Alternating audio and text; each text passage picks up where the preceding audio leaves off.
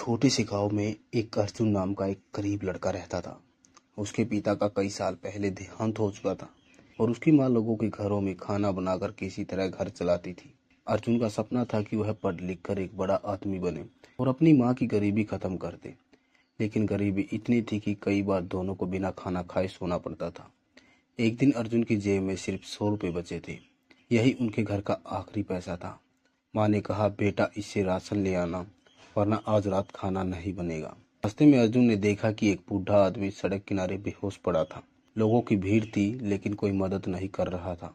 अर्जुन कुछ पल रुका। उसके मन में सवाल उठा, अगर मैंने इस बूढ़े की मदद की तो घर में खाना नहीं बनेगा। फिर उसने बिना देर किए अपने आखिरी 100 रुपये से दवा पानी खरीदा।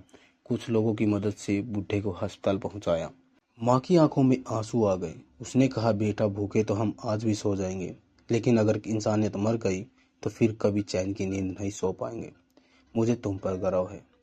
अगले दिन सुबह दरवाजे पर एक गाड़ी आकर रुकी।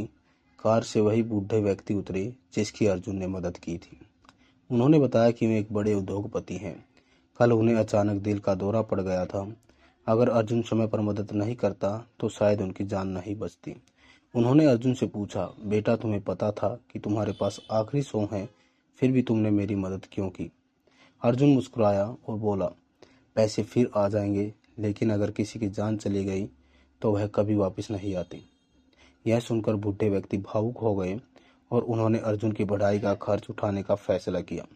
कुछ साल बाद अर्जुन एक सफल अधिकारी बन गया।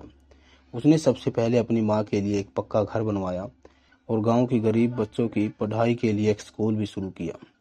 स्कूल के उद्घाटन पर अर्जुन ने कहा, उस दिन मैंने 100 नहीं खोए थे, मैंने इंसानियत में विश्वास कमाया था।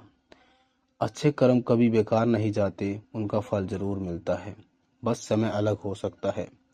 दोस्तों, इससे सीख मिलती है कि दौलत से बड़ा इंसान का चरित्र होता है। जब भी जिंदगी आपको अपने और किसी जरूरतमंद के बीच चुनाव करने का मौका दे, इंसानियत को चुने। अच्छे कर्म देर से ही सही, लेकिन लौटकर जरूर आते हैं।